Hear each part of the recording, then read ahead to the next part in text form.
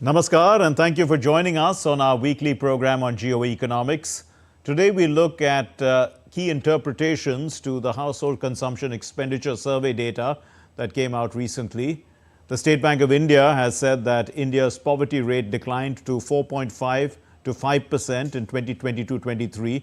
The SBI researchers have said on February 27 that rural poverty declined to 7.2% from 25.7% in 2011-12, and urban poverty is down to 4.6% from a decade ago period.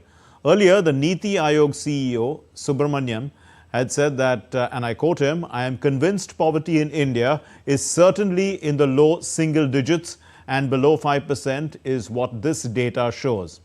Now, that data shows that urban-rural consumption divide has narrowed to 71%, and there is higher expenditure on conveyances as well as consumer durables, and the relative spending on food is declining.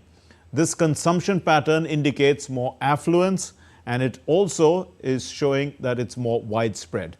And to discuss this and put this into perspective, we have with us an eminent guest.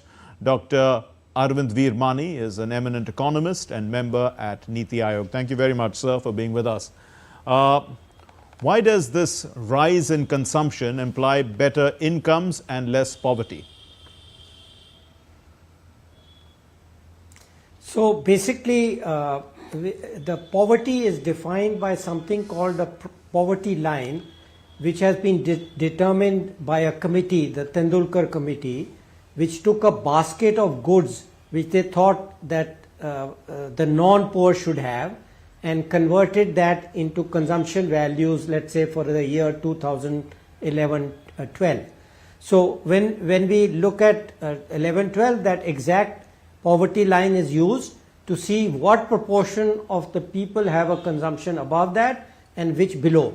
So the percentage below means so many people were poor, and the actual number is roughly 12% were poor in this absolute terms in 2011 and 11-12.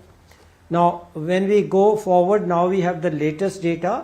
So similarly, we will for 22-23, we convert those into real values and then see how many people are still left below the poverty line. Now, it turns out that we actually, you may remember, I actually interviewed with you. We have a paper which was called, which was done by three of us, Bhalla, Bhasin and Veermani, that's me, and we had set up the whole structure. So one of the authors, my colleague Bhalla, actually has put the new numbers into the system which we had already developed and comes to the conclusion, which I agree with, that the poverty level, the absolute poverty is now down to 2% actually, less than what you were indicating. Right. Because we have the exact structure in our computer, so he could just put the new values and get the latest poverty level. So that's fascinating. But poverty also, Dr. Veermani, has to overcome inflation, isn't it? And so what impact has inflation had on the overall numbers? Yes. Right. So there are two ways to look at it. One is, if you've seen that the published numbers, actually when we do a survey, people can only tell you what they are spending in current values, right? So if you interview them in 22, they will tell you numbers which are current in a sense. They don't do inflation adjustment in their head. Similarly, when the survey for 2011 was done, they did the numbers current. So we as economists then have to apply the CPI deflator and make them comparable in what we call real values. So to answer your question directly, the nominal values of average consumption and the consumption across the distribution have increased faster than the inflation rate. That means the real expenditure or the real value, the real income has gone up. So that is how we adjust for inflation to find the real increase in their income. Indeed. And then, of course, as I mentioned to you, in the poverty, we do something similar. Okay. Dr. Veermani, people are spending less of their income on food, and I mean, relatively speaking, and more on consumer durables. So how has this growth actually trickled down? Can we assume that employment levels have increased? Right. Right. So very brief economic explanation, I think, for your listeners. Yes. You know, we have something called superior goods, which whose demand goes up with income. So in a way, it's a good cross check. So we know that consumer durables, for example, which you mentioned in your introduction, or entertainment, these are superior goods. They have an elasticity of income of more than one. So if they are going up, that also reassures us that the calculation we are doing on the overall consumption or income is correct. Okay. So consumption has gone up. The goods which are called superior goods, their share has gone up. Similarly, food is generally considered not necessarily inferior, but lower in value, whose share would decline slowly. But cereals are considered an inferior good. So what do we mean by that? That means the share of cereals you will see in the data has been going down, but that of superior goods has been going up, like fruits, vegetable, milk.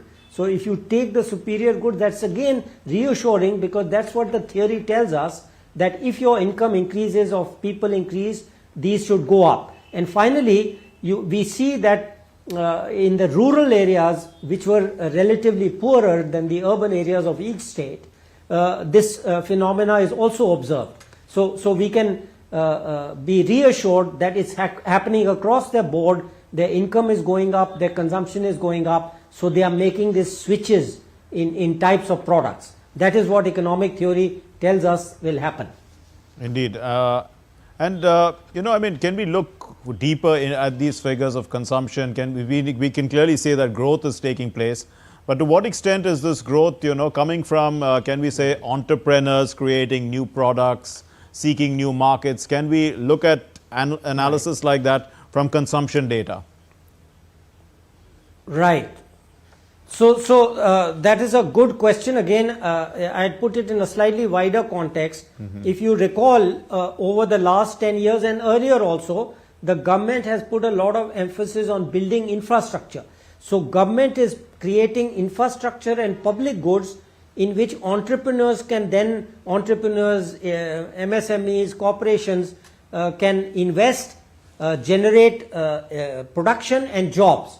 So the government has focused on creating the environment for growth, and the entrepreneurs, you are quite right to say, are the ones who actually do the investment and generate the growth and the thing. So it's a participatory. It's each, the government has its role, and the government has been doing that very well, as we've discussed in various earlier discussions. Yes. And then the entrepreneurs are the ones who actually physically generate the new jobs which give higher income, etc. So in that sense, it is correct.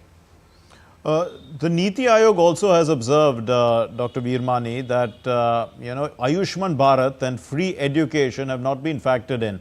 So when we make all these goods, largely public goods, the poor obviously, I mean, Right. It doesn't affect their income, so they boost their income since somebody else is taking care of this expenditure.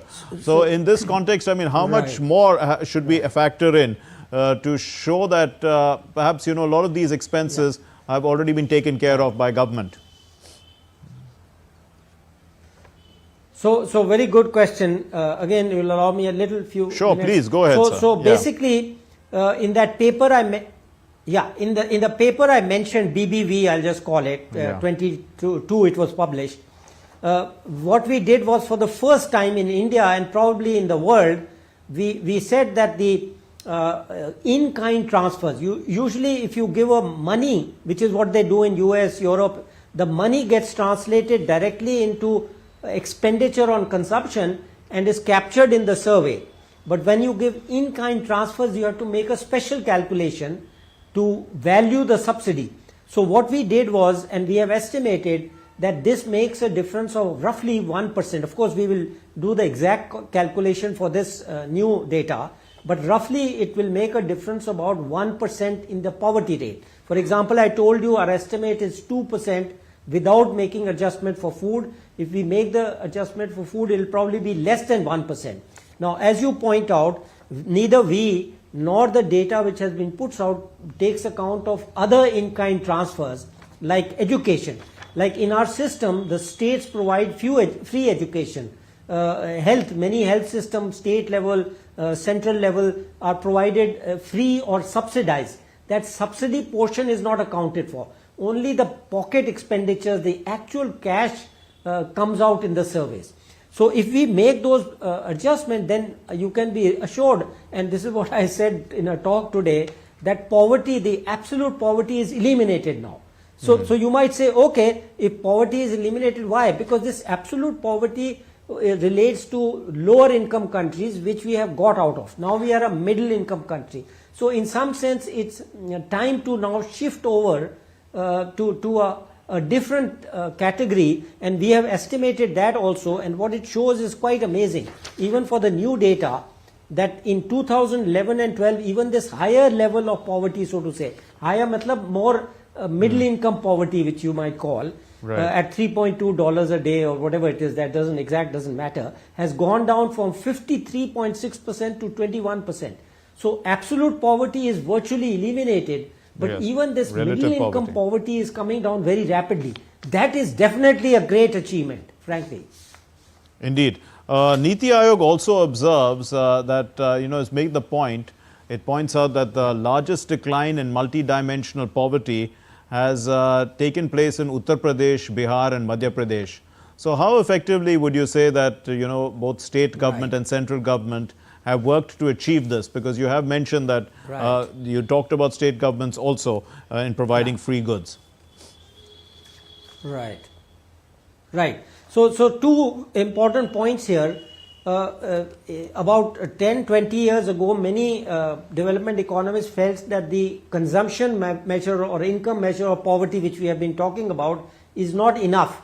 So they said we should also measure multidimensional poverty, where we have indicators. So in our case, we have about a dozen indicators of education, health and ease of living, which, as you know, PM talks a lot about ease of living. We've talked about toilets, etc. So what this multidimensional poverty index does is to look at all these indicators, see what has happened in the poverty for each it defines, and then it has an overall measure. So what the NITI did recently is found that multidimensional poverty in each of these indicators has declined. So whatever these 12 indicators are, we can go into if you have time, but otherwise just leave it at that. So each of it, and the average, the overall index of multidimensional poverty has also gone down to about 11.5%. Now, and as you correctly mentioned, much of this improvement have come from the states which were in some sense lagging, right? So that is good news, because if lagging, they are less poor in the lagging states, that means the distribution is also improving. Because if you have the lagging states are doing badly, the advanced states are doing well, the gap is larger, right? So if the lower ones come up. So that is the first point, but related to that, you're quite right. Because these are specific indicators, state and union government can focus on that. So if we are talking about sanitation, the PM's big program, very successful, of providing toilets. Yes, so you attack the problem directly in each. So similarly for health, Ayushman Bharat for specific health problems, etc. I mean, we need not go into all the programs because we'll run out of time. But what we do then is both the union government and states can target each of these indicators and help improve it, which improves the overall situation of multidimensional poverty. Now, you did mention earlier, Dr. Veermani, about infrastructure, and we look at government expenditure both on physical and digital infrastructure. What sort of a multiplier effect do you think it has had? Right. If you can explain that. Sure. So the multiplier effect has been, just the background, this pandemic has been for us, people compare with the global financial crisis, but I dealt with global financial crisis as CA. That was external, and what we got was collateral damage, so to say, right? Yes. The problem occurred in US and we were hit indirectly. But the pandemic was hitting everybody, including ourselves, directly at home. So it's I would say it was once in a century shock for us. Okay, it's like a huge drought, equivalent roughly. What that did was that created a lot of problems for us. So lockdown, you all remember lockdown. Yes. So what was needed was targeted fiscal policy, and that is what the government did. It targeted and provided free food to 2/3 of the population, and therefore this is why we started measuring, like I told you, that what is the effect of free food on poverty. And what it did was it completely compensated for the poverty would have increased by, let's say, 2%, but the free food made it that there was almost no increase in poverty. So that is one aspect of this thing. The other is the fiscal. After that, we had to stimulate the economy because of all this depressing effect of pandemic. So as you know, the government increased the capital expenditures, roughly 30% a year to become a large part. So that has a big fiscal multiplier. It has a multiplier of about 2.5% through construction expenditures, infrastructure. Much of infrastructure, if you build a highway, that's construction. And that's where the crowding in is beginning to occur. And that is partly responsible for this recovery of more than 7%, which has happened in the last 2 years, which has surprised so many analysts. I mean, I remember before the Ukraine war, I had said that we will go back to 7%. Then the Ukraine war kind of disturbed that thing. But the reason we are doing even perhaps better than that 7% is because of this expenditure multiplier of the union government, and it's increased in capital expenditures. Now, I'm giving you the economic aspect, but yes, on the ground, of course, there's construction, there's jobs created, etc., which will all feed into the economy. Indeed. And the SBI has come out with a report after these figures, and they're giving credit to the government programs for those at the bottom of the pyramid. You just said that we shouldn't go into all those programs because we don't have the time for it. But, it's more than health and education. We are talking, let's talk about Jan Dhan to start with. Now, how important has financial inclusion been? Right. So, the JAM program, which you mentioned, is part of that living, as I said, ease of living. It's one of the indicators. Now, in the SDG, again, which you have discussed, I'm sure, on your program, this financial inclusion is not included in the global indicators. But we felt that this is very important, and we have included it in that multidimensional poverty. Now I'm talking about NITI. Yes. And the thing is, it's not immediately visible. That's what people, they have picked out indicators. Your life expectancy goes up or your mortality goes down. That you see immediately. Financial inclusion is a much deeper and long-term thing. It will help improve the credit flows, for example, or it will help people save a little money so they don't have to buy their vegetables. Now I'm talking about the poorest strata of society, that every day in the morning they have to buy. They can spread out their purchases. So all these things take time to appear in the positive ledger, so to say. But in the medium to long term, we have a large informal sector where so many people are self-employed. So internationally they don't think of that because the informal sector is very small and there's not so many self-employed. So all these people will eventually be helped greatly by this financial inclusion. But it takes time for it. Of course, you can say so many transactions, etc. But to see the outcomes will take a little time. And that is why you have to have faith. I have faith, I'll say very honestly, that we will see the outcomes, the result of this, over the next 5 years, let's say. Indeed. And we are now, of course, you've already mentioned that we are talking about ourselves as a middle income country, and we are targeting to be an advanced country by 2047. Right. So there are lots of programs for the unorganized sector, for the unorganized workers. There's skill development. There are programs for street vendors. How much of an impact has this had, in terms of poverty reduction? And when we look forward to the Amrit Kal, what sort of fillip are we looking at in terms of, the leg up, in a sense, for the aspirational people? Yeah. Right. So you rightly mentioned there is a e-Shram program also. There is the new Vishwakarma program which the PM announced a couple of months ago. All these programs are helping smoothen the flow. You know, people think as if, oh, there are so many jobs and there are so many people and somehow they'll meet automatically. That is not true. Jobs and skills are two sides of the same coin, and unless you bring them together like this, the jobs don't happen.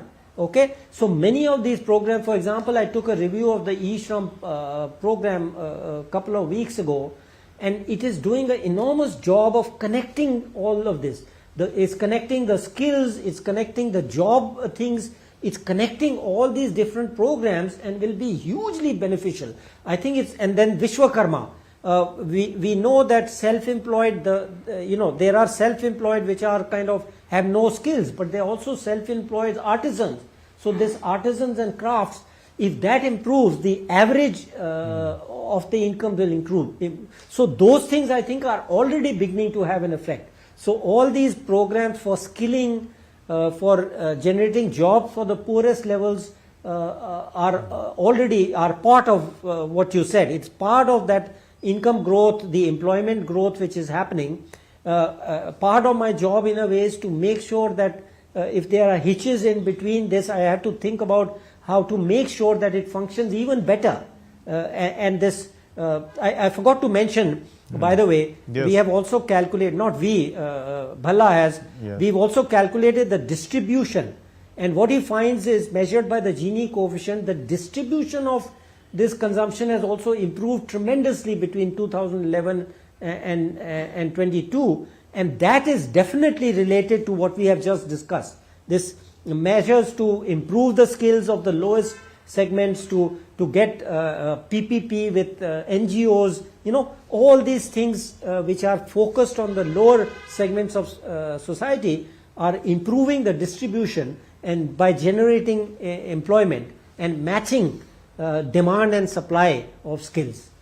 Indeed. And before I ask you the last question, I also want your point of view on the digital economy. We have talked about this earlier, and what extent has the digital economy actually helped in terms of speeding up this poverty reduction over time? Because we've seen, how UPI has spread, and we are the largest digital transactions in the world, and many countries want to copy our models.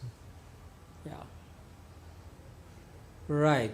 So all this infrastructure, UPI, these programs, there are programs, there's an educational program called Diksha, the health stack, all these are, very new things. So for example, the Diksha program, which is going to transform education, is still beginning. About 4 states have adopted it fully, but the others are hesitating. So part of it is because some of these things are new, it is states and people are a little slow to adopt it. But you have to create the whole system, and then people get into it. The other thing which is slightly lacking is, and something which I have been trying to emphasize, that we must give 100% connectivity. We need to reach the internet or digital connectivity down to every village. So some of those segments of this whole thing are a bit slow, okay? So we have to speed up those, close the gap, then you will see an explosion. But that explosion has not happened. But I'm convinced that this digital hybrid economy is going to drive, this poverty reduction, skilling, education, health improvements, everything. So in that sense, it's vital for the future. A final question, Dr. Veermani, given the kind of data that we are seeing, can we safely say that the growth has been inclusive and has not benefited only a creamy layer of society? Yeah, absolutely. So I use a one-line slogan for simplicity. What we need is sustained, fast, inclusive growth, and each of these words is important. Okay, if you have very erratic growth, that doesn't help. You have to have sustained, fast growth, and must be inclusive, because otherwise it comes to a halt. So all these 3 words, definitely, I think we got a little disturbed by the pandemic, but I think we are back on track. I expect growth, average post-pandemic growth to be around 7% in the decade after the pandemic, and I think we are on track to achieve it. We leave it there. Thank you very much, Dr. Arvind Veermani, eminent economist and member of Niti Aayog. Thank you for enlightening us on how poverty has reduced in our country. In conclusion, let's say this, that the government has released the Household Consumption Expenditure Survey for 2022-23. This happened on the 24th of February, and the figures show that the gap between the rural and urban consumption is narrowing. Spending inequality too among the poorest and the richest households is shrinking, and the State Bank of India's researchers have given due credit to enhanced infrastructure, creating two-way rural-urban mobility. This has helped, create opportunities and reduce the income inequality. And as Dr. Veermani has said, this is leading to sustained economic growth. So thanks very much for watching. Namaskar.